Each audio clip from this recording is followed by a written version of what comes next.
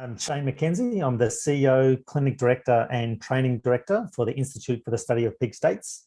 And as my role as Training Director, I'm very excited about this particular presentation that I'm giving because it's talking about how with our psychoimmunology framework, where there's great possibilities for us to be improving the efficiency of our trauma therapy and in some cases even improving the effectiveness of it as well.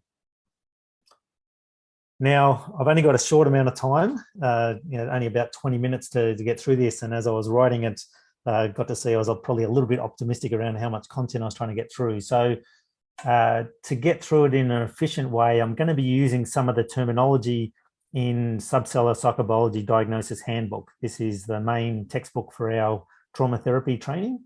So if some of the terminology that I'm using is unfamiliar to you, then I recommend getting this book, and it'll be able to give you some more information around what I'm talking about. I will try and give you enough information so that you're likely to understand it. Okay, so firstly, just as a bit of a framework, give you a brief description of the current trainings that we offer to the public. When I did my training back in 2008, all of the training that we had at the time was all done in one course, but the research team's been doing such an amazing job of coming up with new discoveries that if you did all of our training all at once, it would be 30 full days to actually get through all the content. So it's an enormous amount of training. So a few years ago, we split up the training into trauma therapy training, which you then get certified in. And then if you're interested in doing the pig states therapy training, you then can do that and get certified that as well. And then last year, we also took just the first 10% of the trauma therapy training around simple trauma.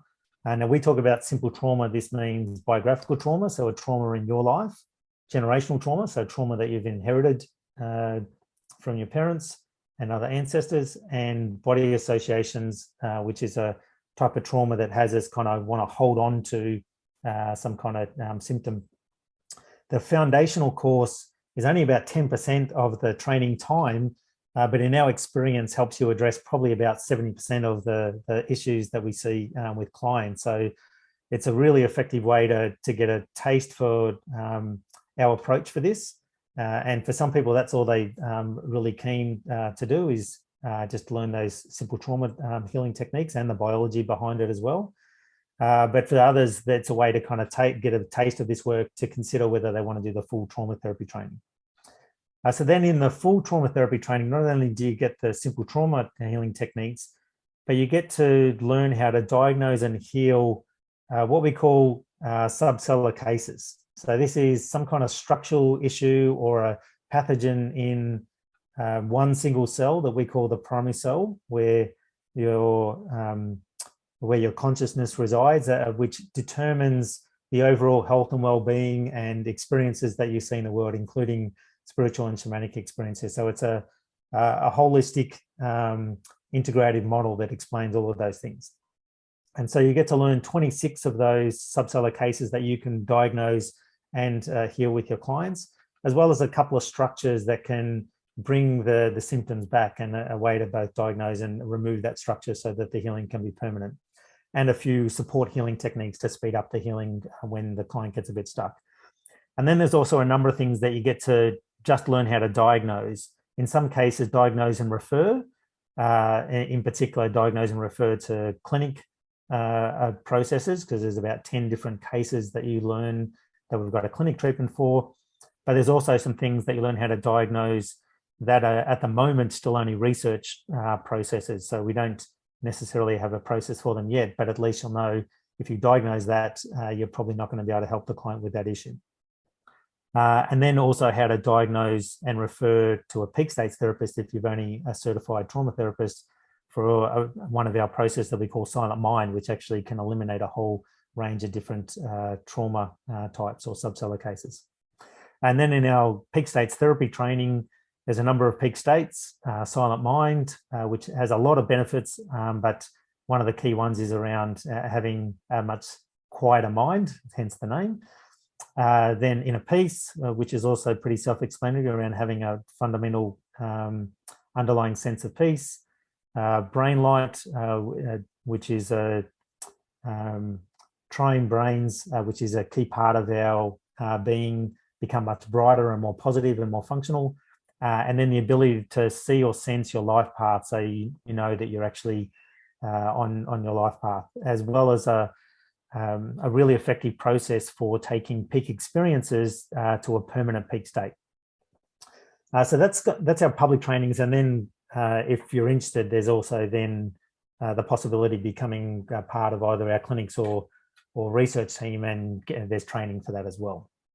So I wanted to give that as a bit of a context, because then I want to share how, with some of these things that you're learning in the current training, in the near future, we hope, there could be ways that will be significantly more efficient and effective based on our psychoimmunology approach. So the first one is called a copy. And the reason we call it a copy is it actually feels like it's someone else's trauma, not your trauma. And the key sign that it could be a copy is our simple trauma healing techniques, and not just ours, but other simple trauma healing techniques wouldn't work. And you feel the symptoms half in and half out of the body. So got a picture down here of the biology where there's a trauma string. So both Gaetan and Celine yesterday were talking about the biology of trauma strings. So this is a biographical trauma string here. And this white structure here that kind of feels like the shape of a round balloon when you feel it in your body is attached to this trauma string. Now, this white structure here is actually a bacterial structure. So at the moment, our current approach is to heal these copies one at a time. A symptom comes up, it's not ours. There's a couple of different ways to heal it. But with psychoimmunology, the proposed approach would be to eliminate the bacteria altogether, which that causes copies, which then would eliminate all copies that we have. So we've done a research process for that looks like that's working, but there's more research testing to do before it's ready to be released. So that's a much more comprehensive benefit for probably a similar kind of healing time. Then we have a fungus that has you susceptible to being easily manipulated by others. Now, when this is the case, you can feel the presence of this person, and can also make you feel nauseous and possibly a headache as well. Now, later today, Julian Roux is going to be talking about this in more detail. It's actually his diagram here around the individual items in the cell that feel like the manipulative presence around our body, but also this kind of larger pathogen that seems to be I guess in some ways kind of controlling those individual fungi. And so our current approach at the moment is to heal the individual manipulating presence one at a time. And again, our psychoimmunology approach will allow us to eliminate that fungus in the primary cell altogether, and therefore that mechanism's completely gone, which will then make you immune to this particular manipulation mechanism. So again, a more comprehensive benefit and probably a similar kind of healing time. Then we have peak state bugs. So this is the pathogen that can have us lose our peak state.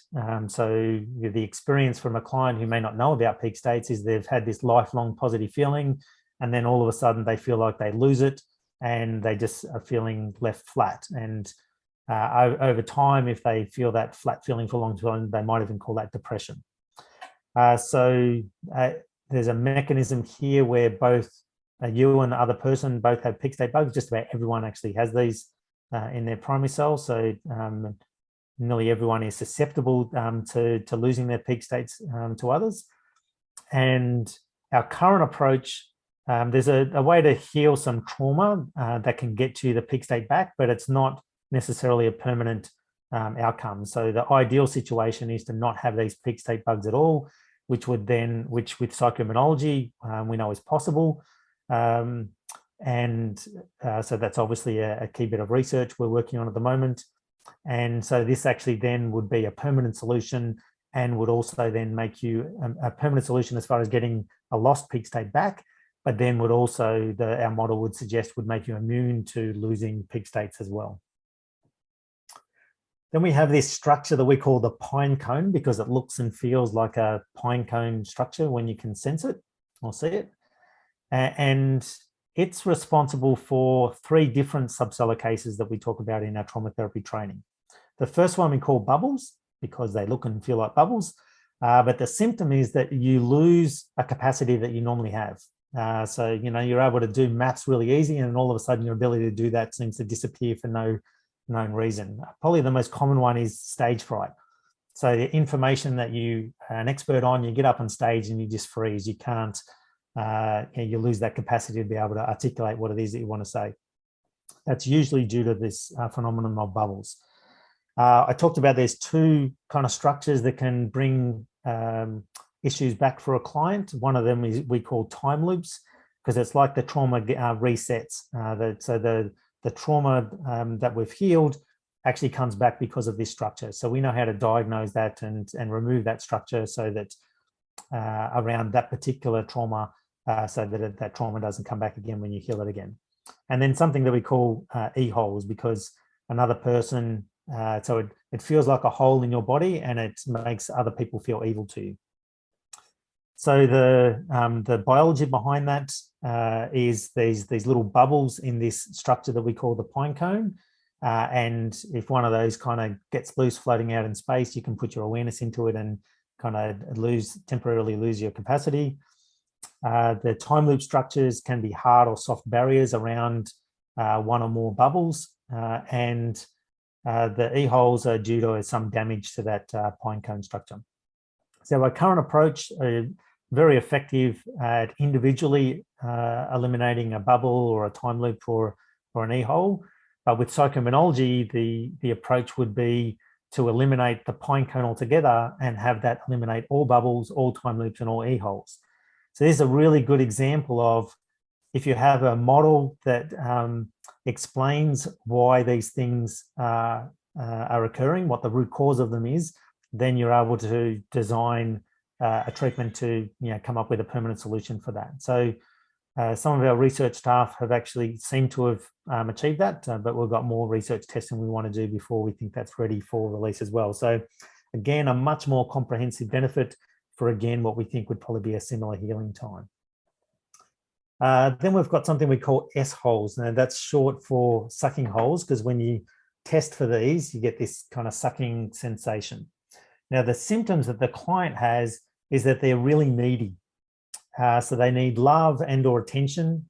So they need love from family and friends and partners, or they need to be the center of attention. And if they don't get this love and attention, there's this really deep emotional suffering that they experience. Now, this is a diagram from my training. Again, Julian Rue helped me with this. So what it's actually trying to show here is the triune brains that I was talking about, which is a key part of our consciousness. We get some part from the egg side and the sperm side, and as they're coming together, they're meant to kind of at conception be integrated and kind of work together.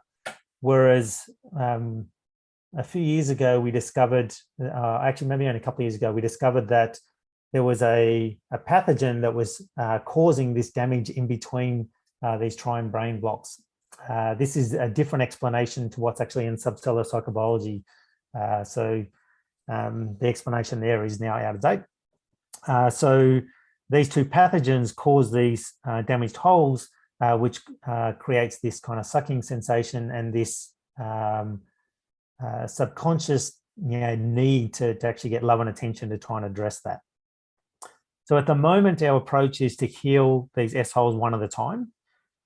So it does work successfully. It does eliminate the sucking sensation and the drive for the neediness and therefore the associated suffering with that. But because we're not addressing the underlying pathogens that actually cause that, it means that it's possible for those pathogens to create new holes.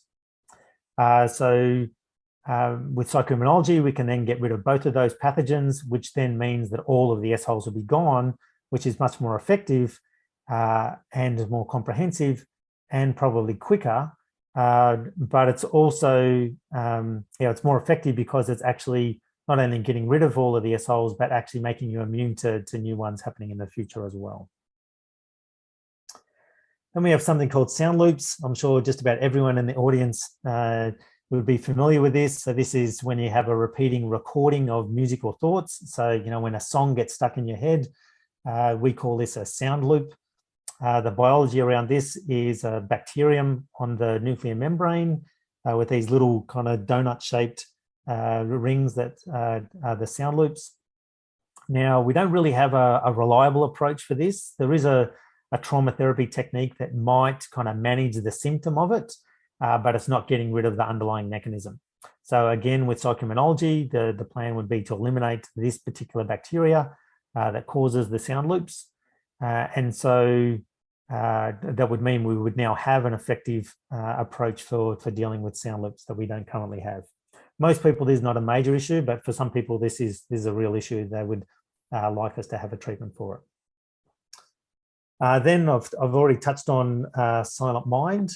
So silent mind's really important because not only does it achieve what it sounds like it should achieve, which get rid of the mind chatter that just about everyone has, which is also the same, the underlying mechanism here is also what causes voices and even schizophrenic voices. It's the same mechanism, it's just around how good our ability is to suppress those voices. So our silent mind technique actually eliminates the underlying fungus that's at the mechanism for this, which is also responsible for dysfunctional connections with others that we call courting, or a form of resistance that makes it hard for us to move forward on projects or key goals that we're trying to achieve, including getting new peak states. So when we feel kind of heavy about trying to move forward on these kind of things, it's usually what we call this phenomenon of tribal block. Now, at the moment, we have trauma healing techniques for eliminating these one at a time. So you can heal a voice one at a time, a chord one at a time, or tribal block on a specific issue one at a time. Then we have the silent mind technique that gets rid of this fungus that's the underlying mechanism of that. But that current process is really lengthy. Takes in our mind takes a lot of time. Now, it's still probably maybe 5 to 10 hours to completely get through that process, which, given the benefit, it's definitely worth it. But when Grant's doing the research, the first number one thing is safety. Got to make so we do our own internal safety testing in the research team, and then different layers of safety testing. Then obviously it's got to be effective.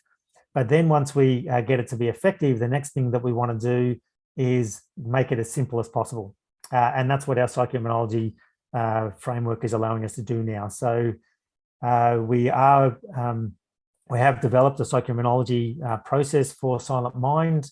It still needs more research testing, and we still have some issues with all of our psychoimmunology techniques around. Some people have got some resistance to completing it, which then means you won't necessarily get the full impact. But this process, for those that can complete it, will be significantly quicker, and we'll continue to research on more and more people being able to complete that process. Then we've got, I'll just quickly touch on some of the clinic processes as well. So we've got one that we call the column of self. So this is, we call it that because you can see in the diagram here, it feels like there's this cylinder column in the core of your body. And it's not meant to be there, it's a fungal structure. But again, just about everyone has this. And this fungal structure, ideally, if you've got it, you want it to be nice and healthy, solid, no damage to it.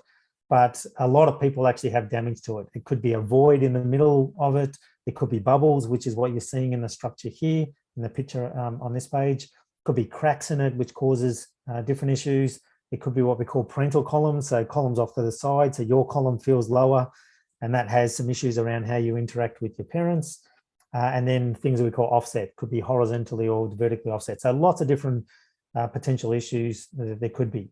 So our current approach to this is to repair the column structure so that it's solid, and all of this structural issue gets fixed, and the associated symptoms then disappear. Now that's better than having the structural issues and the associated symptoms, but in an ideal world, because it's a fungal structure, it actually shouldn't be there at all. So psychoimmunology process will now allow us to eliminate this fungal structure altogether, as opposed to just repairing that structure. Now, we have done that with a few people, but we have also identified some safety risks around that. So we've got more research we need to do before that's ready for release. But at the moment, our column self process is only done with remote healing. We are about to train some people so that we can do the column self repair process with clients directly. So they're actually able to do the healing, and in most cases, they'll be able to complete it. We'll actually have the backup for remote healing if they're not. But with the psychoimmunology approach, it'll always be the client actually healing it, which is our preferred approach. And eliminating the column altogether as opposed to repairing it is a better outcome for the client. And it's highly likely to be much quicker once we have that finalized as well. And then I've just got 1 more minute left, so I'll just quickly touch on some of the other clinic processes as well. So our current approach for these clinic processes, and in some cases, potential future clinic processes, is usually a regression technique to heal what we call a key developmental event, when this structural issue got set up, or where the trauma needs to be healed. Whereas with a new approach would be to use psychoimmunology for the clinic processes where there's a pathogen involved. So with Asperger's syndrome, our current process works really effectively, got a really high success rate. So our psychoimmunology would be an alternative to that. But I guess from our perspective would probably be more ideal, because there is a pathogen involved, and better to actually not have the pathogen at all. Our traumatic brain injury process, again, we've had good success results with that, but some cases we haven't been able to help clients. And recently we've worked out that that's probably because there's a couple of fungi involved that we've just started to do some research on, that very early days looked promising around making our process even more effective. So hopefully more TBI clients will be able to help in the future. ADHD, attention deficit hyperactivity disorder. So at the moment, that's only done with remote healing, but with the psychoimmunology process, they'll be able to do the healing themselves. We have something we call a viral net that causes squeezing headaches. So at the moment, we have a research process that seems to work okay, but I'm not sure that it's not really released yet. Whereas a psychoimmunology process we think would be much more effective. And then another thing that we call the selfishness ring, probably two key things with that. One, it would getting rid of this selfishness ring, and that again, most people have. It's just a matter of how strong you have it. It's the spectrum disorder. Would actually have you be more altruistic, as well as allow you to feel more positive feelings, which both are great things. And a psychoimmunology process would allow us to eliminate this. We don't have a current process for that.